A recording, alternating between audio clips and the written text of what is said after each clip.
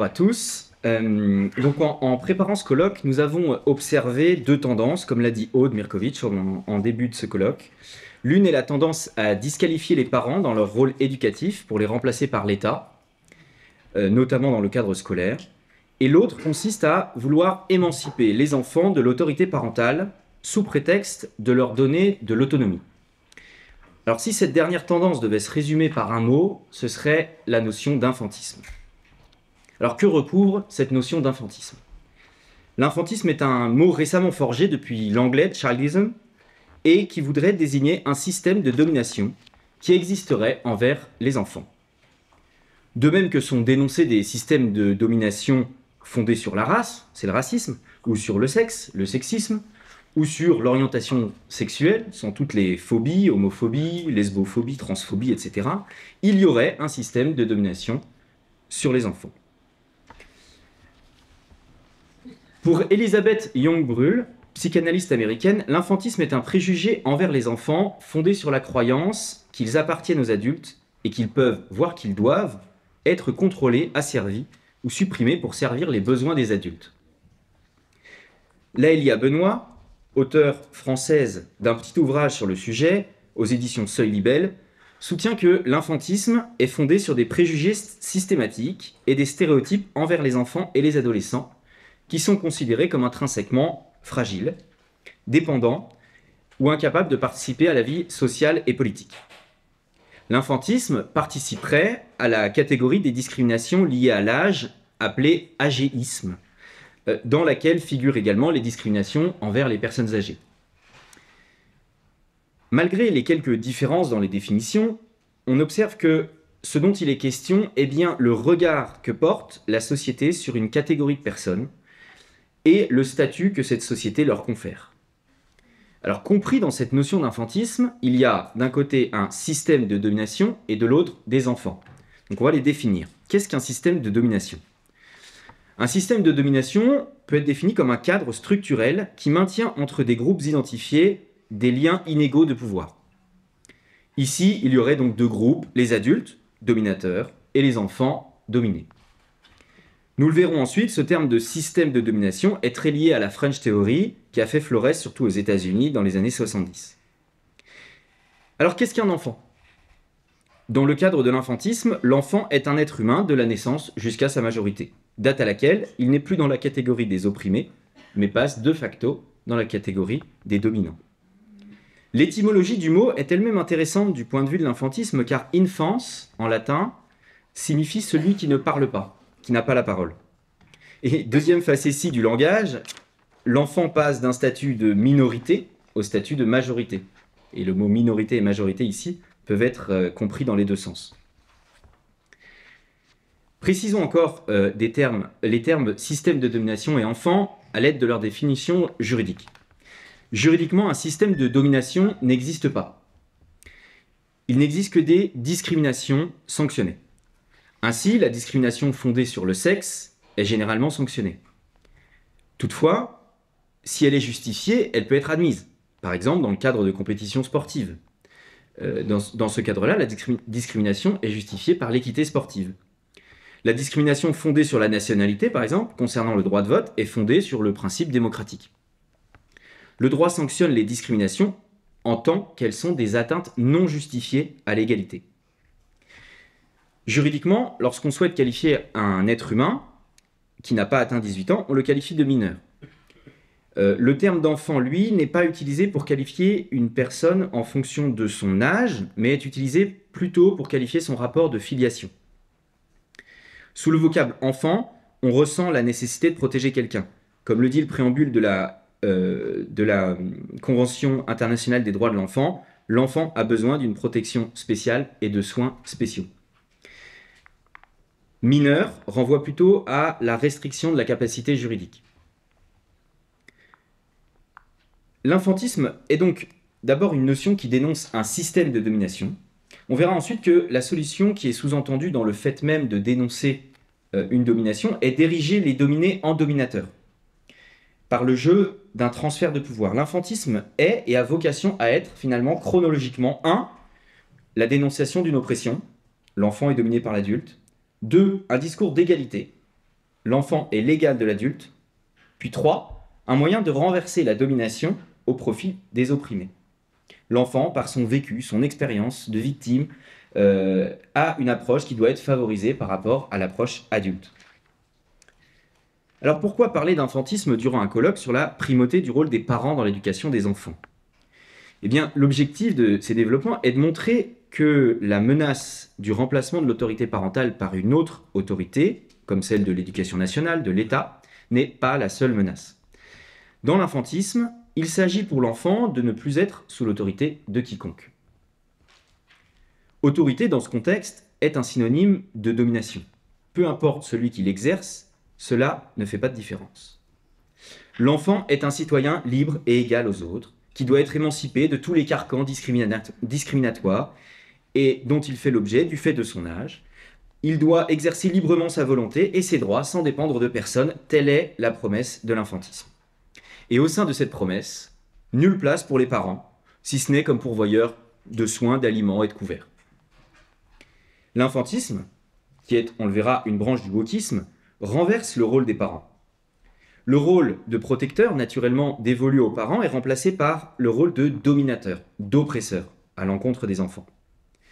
Dans cette logique, qu'est-ce qu'une éducation donnée par les parents, si ce n'est une violence visant à faire entrer l'enfant, cet être bon par nature, dans le moule de la société qui bénéficie seulement aux adultes?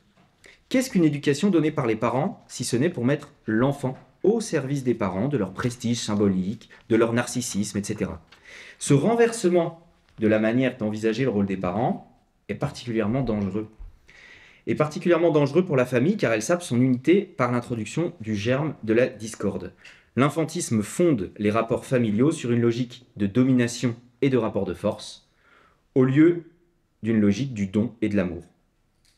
Alors rentrons dans le cœur du sujet sur les revendications de ceux qui postulent l'existence de cette discrimination que serait l'infantisme et qui prétendent la dénoncer. Il y aurait plusieurs types d'infantisme au sein de la société. L'infantisme narcissique, en premier. Les enfants sont un pouvoir menaçant car ils représentent l'avenir et ils succéderont aux adultes. L'adulte se sent donc menacé, donc il contrôle l'enfant, le rend docile, etc. Et cela se traduit, toujours selon les tenantes de cette lutte contre l'infantisme, par des phrases comme « Aujourd'hui, les enfants sont trop paresseux, trop gâtés, agités, insolents », ou alors « De mon temps, les enfants étaient plus sages, plus appliqués, plus travailleurs, etc. À ton âge, je faisais déjà telle chose. » Tout ça est considéré comme de l'infantisme narcissique. L'infantisme hystérique. L'adulte considère l'enfant comme une ressource à manipuler, à exploiter. Cela peut se manifester sous la forme de l'inversion des rôles dans la famille. Les enfants prennent soin des parents, ou dans la société. Les enfants devront régler la crise climatique, par exemple. Le système de retraite est un autre exemple de ce type d'infantisme, où les enfants doivent payer la retraite de leurs parents. Et puis l'infantisme obsessionnel. Ça donne lieu à des considérations telles que les enfants sont des parasites, d'égoïstes consommateurs de ressources, de l'embryon qui colonise et vampirise le corps de sa mère, à l'enfant qui joue, use et casse, jusqu'à l'ado qui est paresseux, vorace et nombriliste. Tous ces discours-là sont qualifiés de discours infantistes. Alors, le discours contre cette discrimination que serait l'infantisme est grandement porté par la lutte pour le climat. En fait, il y a une grande porosité entre les deux. Le raisonnement est simple, la planète va mal, les conséquences des actions des adultes seront payées par les enfants, et les enfants sont donc seuls légitimes pour s'exprimer sur ce sujet, car ils en sont les seules victimes finalement. Pour Laëlia Benoît, le regard des adultes sur ces enfants qui s'emparent de la lutte pour le climat révèle particulièrement le système de domination dont ils sont les victimes. Par exemple, les phrases « ces jeunes devraient être à l'école » au lieu de manifester dans la rue, c'est un discours infantiste visant à museler le jeune. Ces pauvres jeunes qui sont adultifiés. C'est un autre discours infantiste, car l'enfant devrait pouvoir toujours s'exprimer sur tous les sujets. Ces pauvres enfants qui vont souffrir du réchauffement climatique, quelle tragédie, eh bien c'est aussi un discours infantiste, car il les prend en pitié sans reconnaître leur pouvoir d'action sur le réel. Enfin, une autre posture, ce serait de dire bravo à tous ces jeunes, car ils sont les sauveurs du monde. Eh bien encore raté, c'est un discours infantiste, car il montre la démission de la génération au pouvoir. Bref, tout discours sur l'enfant ou sur l'action de l'enfant peut être considéré comme un discours infantiste. Alors, on a défini puis expliqué ce qu'est l'infantisme en donnant des exemples. Il s'agit maintenant de savoir d'où il vient. La genèse de l'infantisme est à rapprocher de la genèse du wokisme. Les auteurs américains, pour l'essentiel, font remonter les origines du wokisme à Karl Marx. Dans ses travaux, Marx dépeint un monde dans lequel l'histoire s'explique par la lutte entre une classe d'opprimés, le prolétariat, et une classe d'oppresseurs, la bourgeoisie. Alors certes, Marx théorise la lutte des classes, mais n'aurait probablement pas supporté que les luttes puissent être fondées sur autre chose que les classes sociales. Les wokistes auraient été considérés comme des traîtres, des sociotraîtres ou des traîtres à la cause. C'est pourquoi en Europe, notamment en France, il est admis que l'héritage de Marx est minime dans le wokisme et qu'à la limite, le seul héritage dont on pourrait parler serait celui du marxisme culturel. Dans les années 30 jusque dans les années 60, un courant appelé l'école de Francfort considère que le progrès consiste en la libération des oppressions. Tout ce qui apparaissait universel et stable, comme la famille, la complémentarité homme-femme, l'éducation, etc., a été remis en cause au motif que ces réalités seraient synonymes d'oppression. Après la Seconde Guerre mondiale, la French Theory, menée entre autres par Derrida, Foucault, Baudrillard, considère que le pouvoir est le savoir. Aussi, puisque le pouvoir est oppressif par nature, le savoir l'est également, et doit donc être remis en cause. Il n'existe dès lors plus de vérité objective. La science, le langage, la morale doivent tous être déconstruits, car ils sont la traduction de l'oppression du pouvoir. S'agissant des enfants, précisément, le rapport Kinsey, publié dans les années 50, tend à démontrer, lui, que les enfants sont des êtres sexués et sexuels dès leur naissance. Son rapport, particulièrement frauduleux, je vous renvoie aux travaux de Judith Reisman sur le sujet, est encore très influent aujourd'hui et participe de la pensée selon laquelle l'enfant est un adulte en miniature, sans aucune distinction de maturité, de développement ou de construction. Alors ce long chemin de ce que l'on appelle en fait la théorie critique se traduit aujourd'hui dans ce qu'on appelle l'intersectionnalité ou le wokisme, c'est-à-dire l'idée que certaines victimes d'oppression combinent plusieurs motifs d'oppression et qu'elles seraient ainsi seules légitimes pour intervenir dans le débat public. Ainsi, une femme blanche serait moins opprimée qu'une personne transgenre noire en surpoids ou qu'un enfant immigré arabo-berbère. Alors après des termes comme le racisme, le sexisme, on voit donc apparaître de plus en plus de notions comme le capacitisme, la grossophobie, la transphobie et évidemment l'infantisme. La théorie critique s'appuie sur 4 critères qu'il faut connaître. Le premier est la binarité sociale. Cela signifie que la société est divisée entre oppresseurs et opprimés. Le deuxième, c'est le pouvoir hégémonique, qui considère que la réalité n'est que le résultat d'un pouvoir d'un groupe sur les autres. Ce groupe impose sa vision du monde, et c'est en cela qu'il est hégémonique. Le troisième critère, c'est le primat de l'expérience vécue. Cette expérience d'oppression, réelle ou supposée, donne à la personne qui l'a subie une supériorité morale, qui lui donne le droit d'imposer aux autres sa vision du monde. Et le quatrième critère est évidemment la justice sociale. Le chemin vers le progrès est de lutter contre les injustices systémiques qui oppriment les personnes.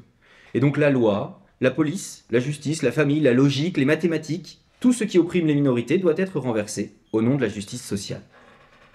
En conclusion, cela permet aux adeptes de la théorie critique de considérer par exemple que le système de transport, par exemple fondé sur la voiture individuelle, doit être remis en cause car il est la traduction du patriarcat qui oppresse les femmes. Ou que les voleurs à la tire ne sont que des personnes oppressées par la police car ils ont une autre vision de la propriété. Alors, quelles revendications des tenants de l'infantisme aujourd'hui ? Eh bien, la Elia Benoît considère que pour ne plus être infantiste, la société doit répondre à l'impératif moral consistant à considérer l'enfant comme un citoyen à part entière et à leur assurer le meilleur avenir possible. Pour cela, il faut particulièrement lutter contre l'autorité parentale, puisqu'en effet, l'autorité parentale, sous couvert d'offrir une protection aux mineurs, justifie trop souvent l'exercice de violence et d'abus de pouvoir. Alors, à noter quand même un point plus intéressant, et peut-être un point d'accord, les promoteurs de la lutte contre l'infantisme poussent l'idée du droit de vote aux enfants dès leur naissance. Exercée d'abord par les parents, puis petit à petit par les enfants eux-mêmes, cette proposition aurait peut-être l'intérêt de conférer un poids politique plus important aux familles. Alors, des critiques de la notion maintenant. Alors tout d'abord, le problème principal de l'infantisme est que l'état de domination est transitoire par nature. Après un certain écoulement du temps, l'enfant, le mineur, deviennent des adultes, des majeurs. Ils sont donc émancipés de cette supposée domination. L'opprimé devient dès lors l'oppresseur, ce qui obère, à mon avis, particulièrement les chances de l'infantisme de prospérer. Ensuite, il faut reconnaître qu'au sein du wokisme, l'infantisme est peut-être un des seuls systèmes de discrimination qui figure effectivement dans les textes juridiques de tous les pays du monde. Mais l'existence d'une discrimination n'est pas mauvaise en soi. En effet, le système juridique discrimine les enfants dans les actes de la vie courante, au sens où il opère une distinction entre les majeurs et les mineurs. Le mineur est incapable juridiquement et il est accompagné par ses parents et par la société vers une autonomie qu'il acquiert totalement à 18 ans. Les actes simples, comme l'achat d'une baguette de pain, peuvent être faits par un enfant, alors qu'il s'agit quand même d'un contrat de vente. Il peut aussi conduire un véhicule terrestre à moteur dès l'âge de 14 ans, ou encore, sans l'accord de ses parents, adhérer à une association ou s'inscrire à un réseau social à partir de 15 ans. Le droit discrimine donc aussi, on le voit, avec cette limite de 15 ans, mais il y a d'autres limites, à 14, à 13. Le droit discrimine donc également au sein de la catégorie des mineurs en fonction de leur âge. Il existe donc des discriminations, mais ces discriminations, qui signifient, selon le dictionnaire de l'Académie française, une action de distinguer, de séparer deux ou plusieurs éléments d'après des caractères distinctifs, le mot discrimination ne devrait pas être chargé négativement. La discrimination entre le majeur et le mineur est justifiée par la différence qui existe entre un adulte et un enfant. Un enfant n'est pas encore capable de faire ses propres choix pour son bien propre ou pour le bien de la société. Et enfin, l'infantisme cherche à émanciper l'enfant, à lui permettre de s'autodéterminer. L'autodétermination est la capacité à décider seul, souverainement. Et pour ce faire, pour intégrer la notion d'autodétermination, il intègre le plus tôt possible le concept de consentement. Nous devons rappeler ce qu'est un enfant. Un enfant est un être en construction qui acquiert petit à petit une autonomie. Durant cette phase d'apprentissage, il doit être protégé. Et la meilleure protection pour lui est celle de ses parents, à travers l'autorité parentale. La société doit garantir l'exercice des droits de ses parents, ainsi que la possibilité pour lui de s'épanouir dans un environnement sain. Tel est le rôle de la société. Parce qu'il n'est pas mature, l'enfant ne peut pas consentir. Alors, des exceptions à ce principe peuvent tout à fait exister, mais elles doivent être fonction de la maturité de l'enfant et de son développement propre. Et c'est aussi le grand oubli du programme d'éducation à la sexualité qu'on évoquait à l'instant, qui éduque le plus tôt possible l'enfant au consentement. Le consentement, c'est effectivement le droit de dire non, mais il faut toujours rappeler que c'est le droit aussi de dire oui, ce qui rend cette notion extrêmement problématique. Parler de consentement pour un enfant est donc dangereux pour lui. Et puis on le sait depuis 130 ans avec les ouvrages de Gustave Le Bon ou d'Édouard Bernays. Gustave Le Bon qui a écrit La psychologie des foules et Édouard Bernays Propaganda. Le consentement, même pour les adultes, se façonne, se modèle et s'obtient à travers des techniques d'ingénierie sociale et de propagande. Celui des enfants est encore plus facile à obtenir lorsqu'on applique ces techniques. Au niveau interpersonnel, chacun fait l'expérience qu'obtenir le consentement d'un enfant demande simplement un peu de psychologie, mais s'obtient sans peine. L'infantisme tente d'imposer l'idée que l'enfant subit une domination, qu'il doit s'émanciper, notamment en faisant ses propres choix par l'exercice de son consentement. Pour conclure, l'infantisme est une idéologie qui va probablement s'écrouler sous le poids de ses propres contradictions, car les opprimés deviennent des oppresseurs par le simple écoulement du temps. N'ayons pas peur de distinguer, certains diront donc discriminer, car c'est le prix de la protection des enfants. Enfin, méfions-nous de la volonté d'émanciper l'enfant, car l'autodétermination de l'enfant par la recherche et l'obtention de son consentement est un leurre. L'infantisme est une notion dangereuse et régressive pour l'enfant. L'enfant n'a pas besoin d'être confronté dès sa naissance à des luttes de pouvoir entre lui et ses parents, entre lui et la société. La vraie protection de l'enfant est assurée au premier chef par ses parents, d'où l'importance des travaux de ce jour. Je vous remercie.